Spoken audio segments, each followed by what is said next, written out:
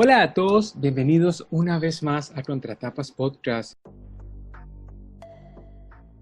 Mi nombre es Yamit Zuluaga y como en todas las ocasiones me acompaña Florencia, hola, Yam, ¿cómo andás? Tanto tiempo de encierro. Andamos.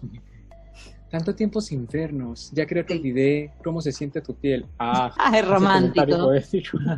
Sí, bueno, estamos de nuevo grabando digitalmente, está genial poder producir. Pensemos que hace 80 años no hubiera sido posible tener una continuación productiva de un podcast o de un sistema radial a la distancia, así que eso lo valoramos mucho. Y seguimos acá comentando nuestros libros, las propuestas que nos llegan. Hoy tenemos una novedad maravillosa que nos envía La la editorial Club 5. Club 5, a la que le agradecemos mucho por la cortesía. Flor, es un libro de cuentos que tú elegiste y por eso te toca a ti la primera pregunta. ¿Por qué lo elegiste? ¿Cómo llegaste a Cavanagh de Esther Cross? ¿Y cómo ha sido tu experiencia con esta lectura? Bueno, es un libro bastante particular. Yo, la verdad, siempre que elegimos lanzamientos, los conocemos o sabemos que tuvieron alguna resonancia, más o menos, su publicación o la circulación de este libro, pero no siempre los leímos antes. O sea, generalmente los lanzamientos son sorpresas para nosotros también. A Esther Cross la conozco, no la conozco en persona, pero es una autora con una cierta notoriedad en el ámbito de las letras. Es una autora viva, todavía escribe, pero hay que decir que la editorial Club 5 se interesa particularmente por rescatar libros que no fueron reeditados y que ellos consideran que son obras interesantes y que, bueno, por una razón u otra no se los volvió a publicar. En esa línea entra Cavanagh, que es este libro de cuentos, que tiene una propuesta bastante interesante, que la descubrí como vos, ¿no? Yo elegí el libro más por la autora que por el libro en sí, porque lo desconocía. Y bueno, Cavanagh es un edificio bastante conocido en Buenos Aires, cerca de Retiro. Y la particularidad de este libro, que un poco tiene como algún gesto de novela, porque todos los cuentos van a estar relacionados con ese edificio, con ese barrio y con la narradora, que en la mayoría de los cuentos es la narradora, ella, digamos, como una de las habitantes de este edificio.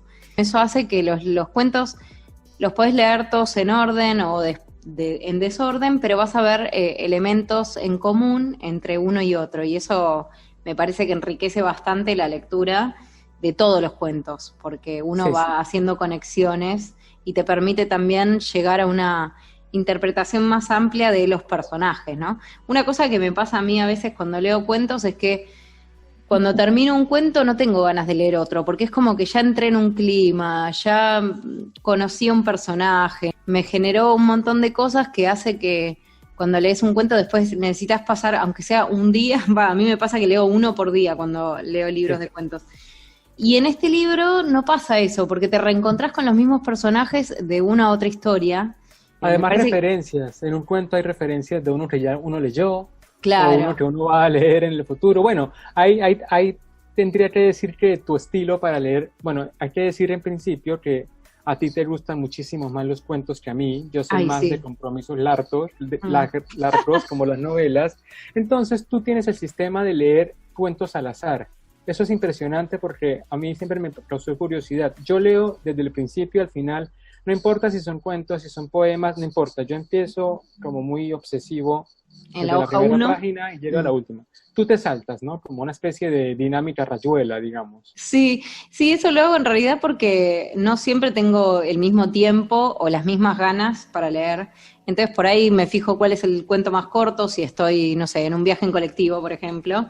Bueno, tengo 20 minutos, a ver, agarro el cuento más corto. O a veces los elijo por título. Hay títulos que me seducen más y hay otros que al revés, me generan rechazo, entonces los dejo para el final. O sea, me pasa eso con la literatura. Alguna vez he leído en orden, no digo que no. En este caso está bueno porque no sabía cómo iba a ser la lectura y me sorprendió un poco. Arranqué creo que arranqué con uno que se llama A la hora señalada. Me había llamado la atención el título y después me di cuenta de que esos personajes iban a reaparecer en otros cuentos, ya no como protagonistas, sino como personajes secundarios, pero bueno, es re lindo, ¿no? En este caso... Es un recurso, ¿no? Es un recurso porque no es necesario que los traiga, los trae intencionalmente para que uno sienta la cercanía con la otra historia ya contada. Es que se va armando como una constelación de personajes, y eso es lo lindo, ¿no? Porque tenés el edificio, que es un personaje también, por la estructura, por el estilo del edificio, por la importancia que tiene en la geografía de la ciudad. Después tenés a los personajes que viven adentro de ese edificio, y también tenés, o como un lugar principal, a una narradora, o un personaje que va a ser la narradora en la mayoría de los cuentos, que la vemos reaparecer en historias más individuales, ¿no? Más particulares de ella. Sí, si te parece, arrancamos con la lectura. Vamos, entonces, si quieres, nos podemos leer el principio. ¿Vas a leer el principio o algún cuento? Yo quería leer el posfacio, en realidad, de la autora, que es como decíamos, que este libro es una reedición fue publicado inicialmente en 2004, entonces esta es una reedición que se hizo hace unos pocos años. Me gusta el posfacio porque me parece que da una interpretación general de lo que después es el libro, ¿no? Y ahora, antes de que empieces a leer, yo quiero hacer la acotación de que Esther Cross también es una traductora muy conocida, que entre otras cosas tradujo el libro 11 tipos de soledad de Richard Yates, que yo sé que en algún momento tú me dijiste que querías leerlo. Así que ahora sí, vámonos con el posfacio de Cavanagh de Esther Cross, aquí en Contratapas Podcast. Cuando alguien dice París, se ve la Torre Eiffel, igual que en las películas. Río es el Corcovado, Roma es el Coliseo. Son las imágenes de las ciudades, inseparables de sus nombres. Pero cuando alguien dice Buenos Aires, yo no veo el obelisco, veo el Cavanagh. Lo veo como cuando era chica y lo miraba hipnotizada desde la plaza. La ciudad cambió mucho desde entonces, pero el Cavanagh sigue siendo insuperable. Parece que se levantara solo en una loma, en pleno centro. Lo inauguraron hace 80 años y todavía es moderno. Mirarlo es como concentrar la vista en un barco. La ciudad se mueve un poco, como el agua alrededor. Un día empecé a imaginarlo por escrito. Las paredes de hormigón, el conmutador en la planta baja, el túnel que lo conectaba con el hotel de al lado, el jardín que se ve en picada con un árbol, sí, un árbol de ramas japonesas contra el cielo. El edificio de este libro es ese Cavanagh imaginado durante años. A veces al escribir me sorprendía repitiendo los gestos de mi abuelo arquitecto, que curiosamente no recuerdo frente a un tablero, sino anotando ideas en su máquina de escribir o en un cuaderno. Leonardo Barugel me contó que cuando su padre llegó a Buenos Aires en tren, vio el Cavanagh desde la estación de Retiro y se dijo, quiero vivir ahí. Me lo contó poco después de que su padre muriera en el Cavanagh. Sabía, por Celia, su mujer, que yo quería conocer el edificio. Estábamos los tres en la azotea. Era un día de lluvia y había viento. Se veían la ciudad, el puerto y la estación desdibujadas por la niebla. Fue raro entrar, finalmente, a ese lugar que había habitado a ciegas con la imaginación. De todas formas, ganaba el sentimiento extraño de volver a casa. En su cuento Constructores, Richard Yates dice que una historia es una casa, con cimientos y ventanas y todo. Siempre me gustó esa idea de un texto como un lugar para vivir. El cuento de Yates forma parte del libro 11 tipos de soledad, que tuve la suerte de traducir mientras escribía los 11 cuentos de este libro. Después de muchos años, la historia se repite. Por pura coincidencia, se reeditan los dos libros prácticamente a la vez y me encontré revisando la traducción del libro de Yates mientras releía y revisaba los cuentos de Cavanagh. La coincidencia funcionó como una máquina del tiempo. Al principio, pensé que no iba a revisar los cuentos, pero finalmente hice algunas enmiendas sin contrariar demasiado, espero, al genio del lugar. Lo raro de las coincidencias es que nunca vienen solas. Un día surge una y enseguida vienen las demás. De golpe nos damos cuenta de que vivimos en un mundo de excepción. Pero hasta en ese mundo hay casualidades más relevantes que otras. Sin ir más lejos, para revisar la traducción del libro de Yates y este libro, tuve que dejar por un rato una novela que había empezado a escribir hacía unos meses. Se trata de una mujer que vuelve a la casa en la que vivía cuando era chica. de lo que le pasa al entrar. Estaba justo en el momento en que la historia se ponía interesante, pero creo que la interrupción valió la pena. Después de todo, llevada por las circunstancias, yo misma volví a un lugar en donde estuve hace tiempo, y este libro ahora también habla de eso.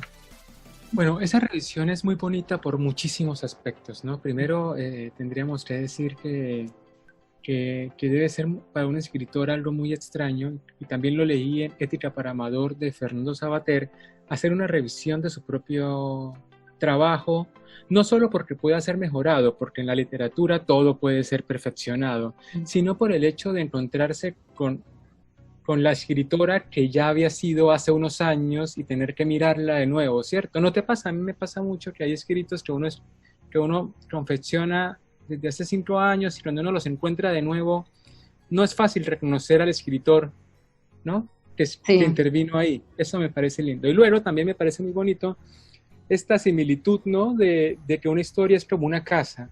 Uno encuentra las paredes, uno encuentra la escalera, uno encuentra las grietas, y es una imagen muy bonita para todo aquel que empieza a escribir, ¿no? Entender que la estructura narrativa implica una finitud material, digamos, ¿no? Que una historia tenga coherencia, tenga sentido, que no se escape, ¿no? Que sea parte de un mismo circuito ya confeccionado, podríamos decir.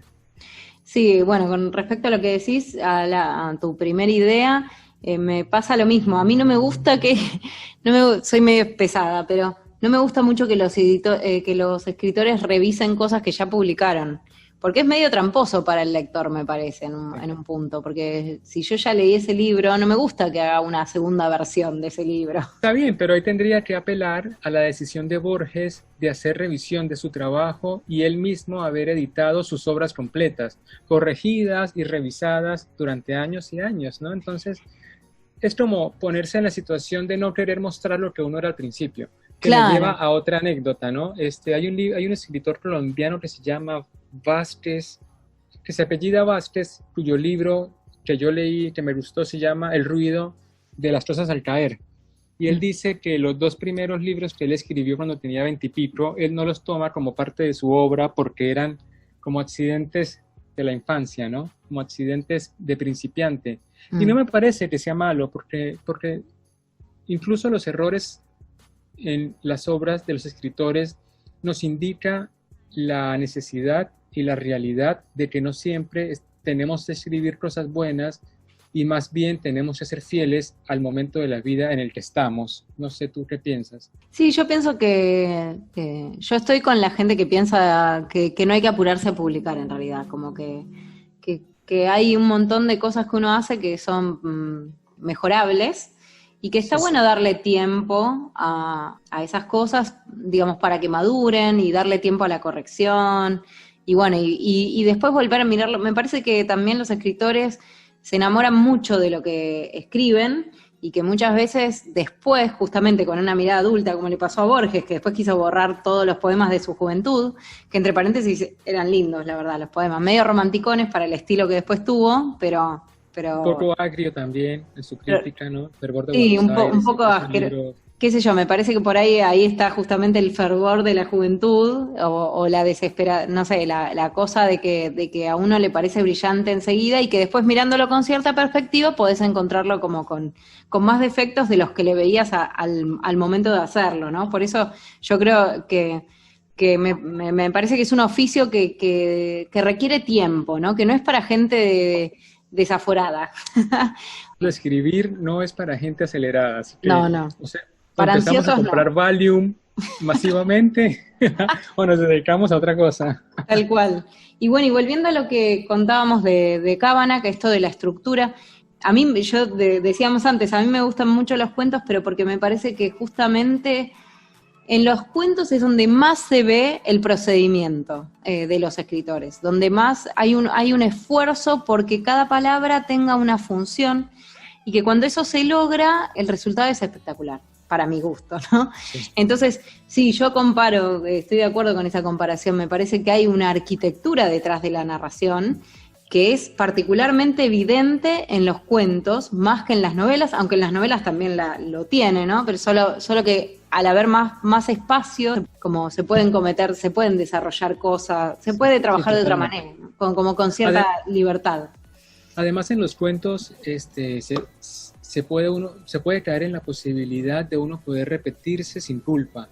Y lo digo por un elemento que en muchos cuentos de Esther aparece, que es la lluvia, ¿no? Hay un cuento que se llama Lluvia, pero luego también en el cuento de Meyer, también ella está en un día lluvioso, y luego también está afuera en un día lluvioso. O sea, es una cosa que se puede repetir, y en una novela no funciona. En una novela no puedes tener al protagonista viviendo la lluvia más de una vez, porque si no ya es redundancia, ¿no? Ya es repetición absurda. Claro, o sea, el lector lo va a leer como un código de algo, ¿no? No es que le va a pasar así como si nada. Exacto. Eso sí. Exacto. Sí, lo bueno de este libro, perdón, de cuentos, es que también tiene como un espacio para leerse como una novela, porque justamente hay una reiteración de los personajes, porque vemos que una protagonista que se reitera en 2 o 3 cuentos, vamos descubriendo distintas facetas de esa protagonista, se van complejizando, al utilizar los mismos personajes en los distintos cuentos, justamente vamos viendo distintas caras de esos personajes, ¿no? Entonces eso hace que, bueno. Además, ya después de 13 minutos de podcast, deberíamos decir de qué va el cuento, de qué va el libro, ¿no? Resulta que hay una mujer, que es la narradora, que vive en un edificio muy icónico de Buenos Aires, que se llama el Cabanac, que está en Retiro, y ella se muda a uno de los pisos que es heredado, se muda con su hermana, luego la hermana se muda a otra parte, y nos empieza a contar lo que pasa con sus vecinos, ¿no? Las historias, los cuentos, están relacionados a su percepción de los personajes que viven también ahí. Entonces, por eso decimos que es una estructura, que es una arquitectura extraña, es una novela fraccionada. No hay una línea en todos los cuentos, pero sí hay el mismo ambiente, ¿no? Lo que pasa es que en un cuento la autora se relaciona con los vecinos de al lado, en otro cuento se relaciona con el portero, y por eso esta ambigüedad entre novela, como tú decías, o antología. Sí, también hay una decisión en el orden de los cuentos, porque por más que yo los haya leído desordenadamente, el cuento que da inicio a la serie, digamos, es la mudanza de las dos hermanas, o sea, la narradora y su hermana al edificio, y después el cuento que cierra esta serie también es un cuento elegido. Sí, particularmente, ¿no? Porque es la muerte del perro de la narradora. No, en realidad, ese no es el último. Bueno, ¿no? Ese también está bien ahí. No, claro, el último es en el último cuento cuenta justamente la historia de las dos hermanas y por qué se va la hermana del Cabanac, ¿no? Sí. Pero bueno, es muy interesante porque también es un edificio de lujo, antiguo, pero de lujo, ¿no? Sí, pero también vemos cómo todos los personajes están medio, me gusta esa comparación que ella hace en ese posfacio, porque con ese libro que se llama 11 tipos de soledad, porque justamente creo que si hay un elemento que conecta a todos los personajes es una cierta desolación en estos personajes. Ningún personaje feliz. Todos los personajes son un poco como el edificio, ¿no? Como gente en decadencia, de alguna forma. Claro, incluso la protagonista, personajes que en algún momento tuvieron su momento de gloria y ahora han perdido ese brillo, ¿no? Y están por ahí, quedaron como la protagonista, por ejemplo, era un personaje que tuvo dinero en su momento y ahora está ahí casi mendigando, medio que se queda en el edificio por capricho, porque... Y las historias también, a mí me resultan, como todo valor que tiene una antología de cuentos, auténticas, originales, atípicas, ¿no? Tenemos a un príncipe que no tiene un medio quinto, que no puede pagar sus expensas, que están a punto de que lo echen del edificio, pero resulta ser el traductor de Conrad, y un tipo elegantísimo, ¿no? Que tiene su gabán súper fino, pero que ya se le ve el desgaste, ¿no? El forro dañado. Entonces va construyendo como esta comunidad de personas muy interesantes, muy difíciles de conseguir como en la vida cotidiana del promedio, y que resultan también una dualidad entre la felicidad y el conformismo, entre la vejez y el éxito, ¿no? Es como narrar vidas extraordinarias en circunstancias cotidianas. Tenemos también una familia que demora un poco la llegada al edificio, están... Molesta. Sí, hacen arreglos y arreglos interminables y que además no se llevan bien entre ellos, ¿no? Lo que queda claro ahí es que la relación entre los integrantes de la familia es muy mala. Después también tenemos dos parejas entre las que surge ¿no? La historia del señor Paso, a la hora señalada justamente, que es un romance entre dos personas casadas del edificio, y donde justamente el momento en el que blanquean su amor, que podemos pensar como el inicio de un momento de felicidad, es justo cuando se van del edificio, ¿no? Deciden fugarse juntos y dejar esas vidas monótonas y aburridas. O sea, siempre el momento de felicidad queda fuera de esta construcción. También está el cuento en el que hay una pareja de vecinos de ella cuya relación es pegada por el alcohol, porque lo que hacen es beber, pero con ganas. Sí. Y entonces eso es como ya el punto de desunión en el que solamente comparten el alcohol, entonces están borrachos todo el tiempo, se escucha que tiran por el incinerador botellas y botellas. Entonces lo genial del libro es que aunque no vayamos a encontrar la aparición ni de Thor, ni de Superman, ni de Batman en cuanto a cosas extraordinarias, sí vamos a tener una glosa y una prosa muy honrosa, ¿no? Muy honrosa respecto a la vida, respecto al paso del tiempo, respecto a la ciudad de Buenos Aires. Sí, coincido. A mí me gusta mucho el estilo que tiene Esther Cross para narrar. Me parece que intercala o trabaja mucho con comparaciones, trabaja con metáforas. Es muy de traductor eso también, tiene un dominio del lenguaje importante. Puede ser, sí, porque son juegos del lenguaje muy ingeniosos, me parece que eso es lo lindo. A ver, vamos a buscar un ejemplo que tenía yo. Yo tengo un fragmento de un cuento que a mí me encantó, que es como el mejor cuento que he leído, así como en todas mis vidas pasadas. A ver. Sí, yéndome a la hipérbole, que es Lluvia, se llama el cuento Lluvia, sí, es muy y ella dice: cuando la lluvia empieza a mojarme, no me gusta. Después todo está muy bien y si deja de llover me parece casi ofensivo. Entonces viene ese frío que sale de los huesos y que impregna hasta la ropa. Aunque haga calor, tengo orejas de hielo y siento en la frente una rota suspendida que pesa y se desliza como un remordimiento. Hermoso, sí. Sí, por eso me parece que lo lindo de esta prosa es que hay una búsqueda de originalidad en las comparaciones, que no se queda con por ahí con frases hechas, es un estilo muy personal. Yo también tengo un fragmento acá. Evita mucho el lugar común, y eso es claro, eso es signo de un buen escritor, ¿no? De un buen escritor conocedor del mercado editorial, ¿no? Que intenta llevarnos a lugares en los que muy pocas veces son abordados. Claro, y además al mismo tiempo las imágenes son efectivas porque uno interpreta enseguida cuál era la intención, o sea, funciona como comparación básicamente, ¿no? Sí, correcto. Yo tengo acá otro ejemplo también de otro cuento en el que, la narradora es justamente esta mujer que es escritora, ¿no? Entonces, bueno, en ese cuento va contando cómo ella busca inspiración en distintos lugares. Y en este fragmento dice: en las salas de espera se me venían a la cabeza historias bastante buenas. Una vez hasta pensé en salir corriendo del consultorio del oculista para ir a casa a escribir una. Muy parecido a lo que pasa cuando se sueñan historias y se sabe que al despertarse y no poder contarlas, una va a sentirse muy mal. Como pasar por una vidriera, ver una oferta realmente tentadora, un saldo irresistible y más que conveniente, seguir camino y volver arrepentida al otro día para descubrir que la fugacidad es un rasgo esencial de las contadas veces en que tenemos buena suerte. Me encantó. Claro. O sea, me parece que tiene...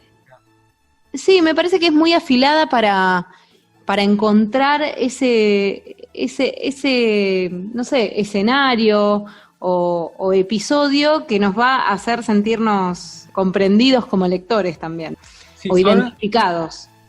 También quería hacer una acotación respecto a eso, porque a mí me pareció un libro bastante divertido respecto a lo que leemos en general, y no sé cómo abordar este tema. Bueno, sería como voy a ponerlo en la mesa y veremos cómo lo solucionamos. A ver. Ella es traductora, y al ser ella traductora, tiene el elemento del otro idioma, ¿no? Del otro idioma traducido, de otras literaturas que son igual de ricas e igual de nutridas. porque de hecho leí en algunos comentarios en internet que algunos que sus cuentos se podrían parecer un poco a los de Stendhal, a los de algunos autores norteamericanos, y como a uno le llegan son traducciones de esas obras, uno no las lee generalmente en el idioma original, no sé qué tanto para ella es una búsqueda de una voz diferente, o es una configuración de todo su universo que es inmenso, que está lleno de otras sutilezas, de otras visiones, ¿no? de otras formas de concebir no solamente el lenguaje, sino la narración de la vida. Porque también hablábamos antes de grabar que me parecía a mí un poco que los cuentos van muy en línea con la narración nueva argentina, ¿no? Contar un poco la vida personal, las experiencias, no salirse un poco de lo que podemos apreciar como autobiografía o falsa autobiografía, y poco se animan los escritores a escribir, por ejemplo, la historia de un tipo que vive en Bielorrusia, ¿no? Porque yo creo que tiene más que ver como con un realismo costumbrista, lo que vos señalás, como ahí, porque ella aclara que nunca vivió en el Cabanag, no creo que esté inspirado en su vida, sí creo que hay una búsqueda de cierto color local, que es lo que vos sentís, como que se habla siempre desde el argentino promedio, me parece, o una cosa así. Desde la literatura argentina, en todo caso. O bueno, ¿no? desde lo que puede parecer un elemento atractivo para la literatura en Argentina, como lo es el realismo mágico y hablar de pueblos en Colombia, que es lo que hizo básicamente Gabriel García Márquez. Sí, yo también pienso que uno siempre escribe desde lo que lee, me parece. Y si ella es traductora, probablemente lea mucho en inglés. Y bueno, se te van pegando gestos. No sé, me parece que cualquier... Bioy escribía como Borges. Lees a los dos y decís, chicos, son iguales. Está bien que Bioy escribía novelas, pero digamos, los tics tienen los mismos gestos, la misma... Me parece que uno va configurando su identidad como escritor a partir de las lecturas que hace y las cosas que más lo impactan, ¿no? Me parece que sin querer copias lo que te gusta, ¿no? Me parece pero por supuesto, para mí el acto de escritura es un acto corrosivo. Uno solo escribe en la medida en que uno lee lo que a uno le gusta o lo que no le gusta, ¿no? No hay forma... O sea, nada está inventado, ¿no? Eso lo sabemos. Y lo dicen o más bien todo está inventado. Y todo está escrito, y todo está pensado, y todo está dicho. Solamente uno tiene que encontrar un enfoque inteligente. Claro, sí, tal cual. Bueno, pero en líneas generales el libro es muy lindo. Muy bonito. A mí me gustó mucho el hecho de encontrarse uno con una comunidad apreciable. Ella encuentra una forma de observar que a mí me parece que literariamente funciona, porque uno se recontraengancha. Sí, también tiene como un tono humorístico, o sea, no son demasiado ceremoniosos los personajes, al revés, están todos bastante ridiculizados. Por ejemplo, el traductor es un traductor solo de Conrad, solo traduce a Conrad y lo traduce del inglés al idioma en el que él cree que tendría que haber escrito Conrad, para que después alguien lo vuelva a traducir y se vea lo que realmente Conrad quiso decir, o sea. Era su idioma original, claro, él lo que propone es que como Conrad era polaco, tuvo que haber escrito en su lengua natal, pero no, se eligió el inglés. El inglés, claro. Para que fuera más comercial su obra y pudiera tener un avance más en la llegada al público. Claro, ese tipo de cosas, ¿ves? A uno no se le ocurre pensar, porque también yo pensé en ese cuento y dije, bueno, Kafka hizo lo mismo, ¿no? Kafka escribió en alemán, en una lengua que no es natal. El autor de Lolita también. Sí, también está poniendo en otro lugar... Ojo, porque Nabokov aprendió primero inglés, antes que aprender francés, creo, era de... No me acuerdo, o ruso, ¿no era? Pero sí sé que en su familia aristócrata y llena de palacios le enseñó, o sea, su lengua nativa, aunque no estuviese en un país anglosajón, fue el inglés, por instrucción. Sí, igual también está jugando, me parece, con el lugar que tiene el traductor, que siempre es el bastardeado. ¿Cuántas veces criticamos traducciones en este programa, justamente, sí, y a los traductores que no nos gustan o que usan expresiones que nos parece que no van? Me parece que en este cuento también está jugando con la idea de que el traductor tiene un lugar más protagónico, por lo menos para ese traductor, o él mismo se considera que él puede escribir mejor las historias de Conrad que Conrad mismo, aparentemente. También la historia de las hermanas, bueno, que una después nos damos cuenta que es la narradora, pero estas hermanas que eran tan idénticas que no se soportaban y que se enamoran del mismo hombre, y bueno, toda la historia, el desengaño amoroso al que llegan después, la pareja que toma sin parar, digamos, hay muchos personajes que caen ahí un poco en el ridículo, también hay una búsqueda humorística en todo eso. Es cierto, y tiene un buen manejo del sarcasmo, también de la narración visual, aunque ella no se decante por eso y sea más de estilo literario, narrativo. Y después sí, aparte es un libro como para leer o sea, es un libro que no compromete emocionalmente, ¿no? Yo te iba a decir que justamente que hay momentos muy tiernos también. Por ejemplo, cuando en la historia en la que narra su relación con Orson y cómo habla de Orson como su familia. Orson es la mascota y cómo muchas veces uno forma familia con mascotas, no con personas o más allá de las personas. Entonces, ese cuento es muy lindo, es el anteúltimo, se llama Lo de Boggy, y es como una especie de despedida de la narradora de su perrito. Y ahí me conmovió mucho ese cuento, me pareció re lindo, es uno de los... Sí, creo que es a mí de ese cuento me gustó, fue la idea de la soledad del escritor, que un escritor siempre estaría más amable imaginarlo con un gato al lado, con un perico, un perro, o lo que sea, porque en todo caso la acción de escribir significa soledad, significa entrar a un mundo más mental, menos físico, y yo creo que a todos nos ha pasado, ¿no? A todos nos ha pasado que, bueno, tú también escribes, es como que en momentos de abstracción, como del mundo, es cuando uno puede entrar como a ese lugar que muchos llaman musa, que otros llaman inspiración, que no importa cómo lo denominemos, pero es donde podemos estar en contacto con nuestra propia creatividad. Sí, conectarnos con cosas que... dejar el mundo atrás por un rato, ¿no? Sí, dejar de pensar que tenemos que hacer el café y ponernos a escribir. Todas las cosas que hay que hacer. Sí, hay mucho de escritura también en este libro, porque justamente esta narradora que va y viene, que nos va contando sobre los personajes, es escritora. Entonces hay muchas reflexiones acerca de eso, sí. Así que súper acertadísima tu elección, Flor. Cabanat me gustó, recomendadísimo. Ya lo publiqué en mis redes sociales, en mi Instagram, y Esther Cross me respondió. Así que saludos también a Esther Cross. Tenemos otro libro para sortear, así que esperando el fin de la cuarentena ya son 4 los que tenemos. Es cierto, sortearemos muchísimos libros cuando se acabe la cuarentena, así que estén súper pendientes. No sé si se nos queda algo por ahí dicho, y lo pueden conseguir en la editorial Club 5. Bueno, internet hoy es indispensable y uno puede encontrar lo que uno quiera. Así que es una lectura maravillosa y a todos les recomendamos que llamen ya a su librería de cabecera y pidan Cabanat de Esther Cross. Además me parece un libro adecuado para los tiempos que corren, ¿no? Que el encierro y todo eso genera nuevas angustias o nuevas preocupaciones, y me parece que es un libro que te mantiene estable, ¿no?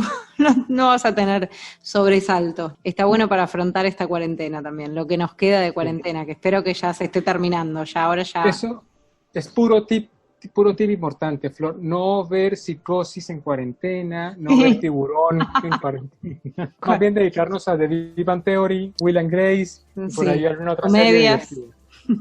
Comedias. Y bueno, con esto yo creo que terminamos el día de hoy, una experiencia hermosa, un libro que nos encantó, y a todos muchísimas gracias por escucharnos, por estar pendientes, leemos todos sus comentarios, también leemos sus críticas, así que nos pueden también mandar algunas piñas de vez en cuando por redes sociales. Ya estamos en nuestro programa número 51.